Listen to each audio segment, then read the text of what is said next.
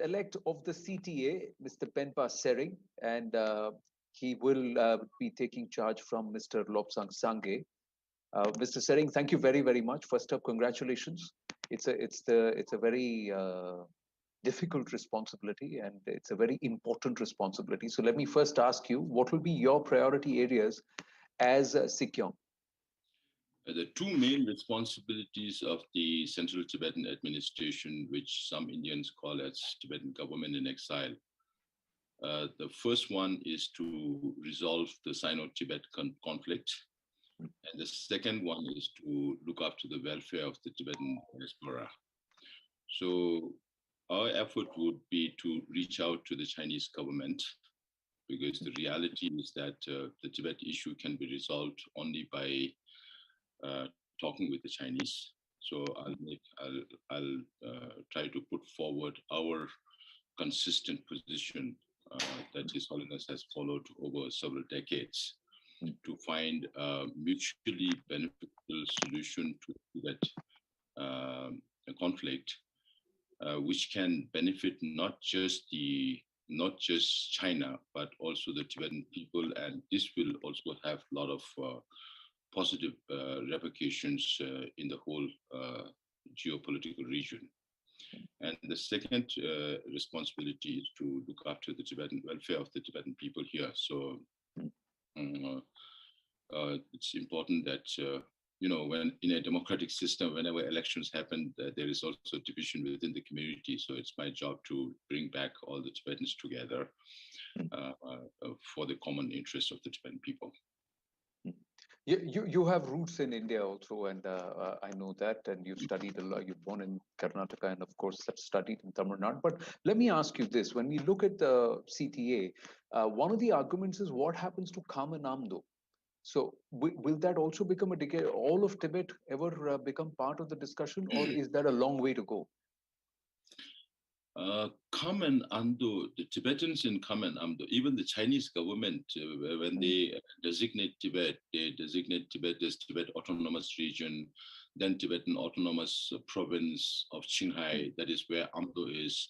And then you have Tibetan Autonomous Prefectures where Kham and other areas are. So we are all Tibetan. We all speak the same language, which we derived from India. And we practice the same religion, which we derived from India. So we all speak the same language, and we all belong to the same ethnic stock, irrespective of a little bit different background in historical sense, yes. So we will be, yes. So Kham and Amdo are very much part of our struggle. Yes, it is. We are asking for the whole of Tibet, not just one part of Tibet. Because that's important, because what China is trying to do, or the CCP and the PLA are trying to do, is trying to create these divides and then try and bisect. And then also there has been a surge in the level of persecution, and also trying to demographically alter the nature of minorities in the region. And be it Uyghurs, be it Tibetans, this is something which we're seeing. So how, as a Sikyong, are you going to deal with this? How do you propose to deal with this? The signification of Tibet is one of the major concerns for us. That is why we also say that we don't have much time. If you look at the area of Tibet, it's about 2.35 million square kilometers, which is about a quarter of the China's landmass. But when we look at the population, we are only 6 million out of the total 1.4 billion Chinese. So that way, we are not against multiculturalism, but a single majority community, a completely overwhelming minority community, that amounts to genocide. And particularly when you look at the policies and programs being followed by the Chinese government in terms of the eradication of the Tibetan national identity, whether it is in terms of language or whether it's in terms of religion or culture, or the Tibetan environment, then it's a huge concern for us. Therefore, it's very important that the Tibetan plateau, which is not only important for the Tibetan people, but for the whole region, from where 10 major rivers flow into Pakistan, into India, Bangladesh, Burma, Laos, Cambodia, Thailand, Yeah. Vietnam, and into China. This is a major concern. So the issues are many. Issues are Yeah. many, but we have to take the challenge as a whole. Do you see the possibility of the minorities coming together, the various ethnic minorities coming together and forming a collective front against the CCP and the PLA? But even now, the diaspora community of the Uyghur people, of the Inner Mongolian, they would like Mm, to call themselves as Southern Mongolians, and Taiwanese and Hong Kongese. All these people meet from time to time. But then for all these groups to come together, there has to be some common ground. Tibetans follow the non-violent means of resolving the Tibetan issue, and the official position of the Central Tibetan Administration, and as that was proposed by His Holiness and approved by the Parliament in exile, mm, is the middle way approach, finding mm, a middle way. mm, So as long as there is a common approach, mm. then there is definitely a way forward for all the minority communities to come together. But CCP perhaps has not been very amenable to be indulging in any sort of dialogue, especially with the CTA or Tibetans in exile. So, how do you plan to engage with the CCP leadership and the authorities? No, I think there has to be common sense within the Chinese leadership that they just cannot wish these issues away. Hmm. There are aspirations of the people. In the case of Tibetans, when we talk about Tibetan aspiration, we are talking about the preservation of Tibetan national identity.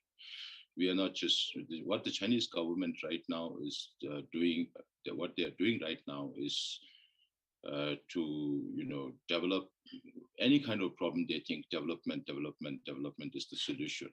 But Hmm. for Tibetans and other ethnic minorities where the national identity of the people are concerned, development alone does not fulfill the aspiration of the people.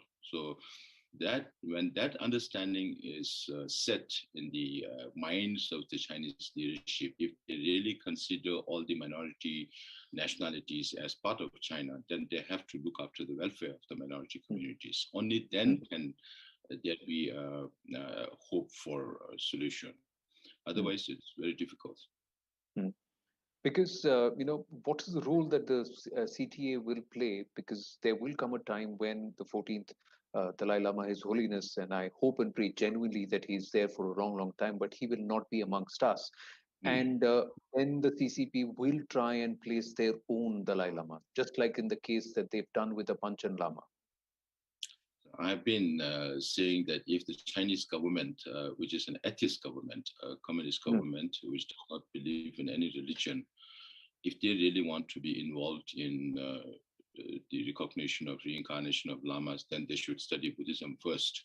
Hmm. Because this is a purely religious matter, and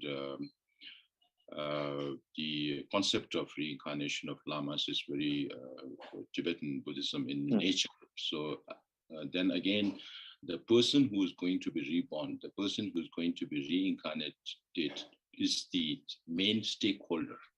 So Hmm. unless the Chinese, and then you also have to believe in the concept of life after death, which Yeah. Chinese government doesn't do. So not believing in a particular concept, but using that as a political tool to Hmm. rule over or persecute the people, that is not fair in any sense.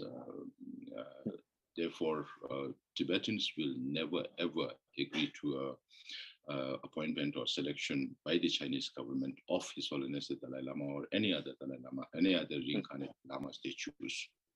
Hmm. And I think it has become very evident in the case of Panchen Lama, selected by the Chinese government. It's not respected by the Tibetans, even within Tibet. So Hmm. the Chinese government should understand that this is not going to work. So you believe it's not going to work. But then what happens to those youngsters or the current generation of Tibetans who moved away from India, moved out of Tibet, and they are in other parts of the world, say the US, Europe? There is the attachment is a little less. How are you going to reignite the Tibetan cause? amongst them. What what you are saying, it may not exactly, I may not exactly agree with what you are saying in terms of young Tibetans' attachment towards the cause, but definitely it's a challenge for us. So I intend to launch a program officially once I take over, to start a Tibet advocacy group, which will be international in nature, and then Tibetans living in some 25 different countries with citizenship there, speaking the languages of that country. Those are the potentials that we have, that we need to harness and bring it to full bloom. So that will be one effort I'll be making, and I myself and my cabinet colleagues, whenever they are in office, will make every effort to go to every place where there are Tibetans, and also organize special sessions with youngsters to bring them into the fold if they are not. You know, you have very clearly said that you're going to follow the middle path. You stated that you're going to follow the middle path approach. But however, the CCP doesn't seem to be very keen and hasn't shown any interest in such an approach. So how do you propose to take this forward? That is why we are talking about the common sense. Once common sense prevails on the Chinese leadership that this is the only way forward, then there will be a realization that the Tibetan issue needs to be addressed, which is beneficial for both China and the Tibetan people. So my effort will be at multi-level. One is to find a lasting solution for Tibet. Chinese government does not appreciate third-party interventions or what they call it internationalization of Tibetan issue. So if they are really concerned about that, we are ready to reach out to them directly. We have no qualms about that. But on the other hand, if they are not willing to respond and they don't want us to reach out to the international community, then it's like saying you can't do this and you can't do that also. So that doesn't make sense for us.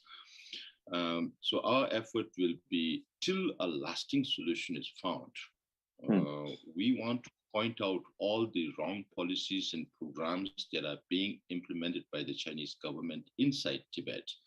That is not beneficial both for China and Tibet, both in the short term and the long term. What is your expectation from the Indian government?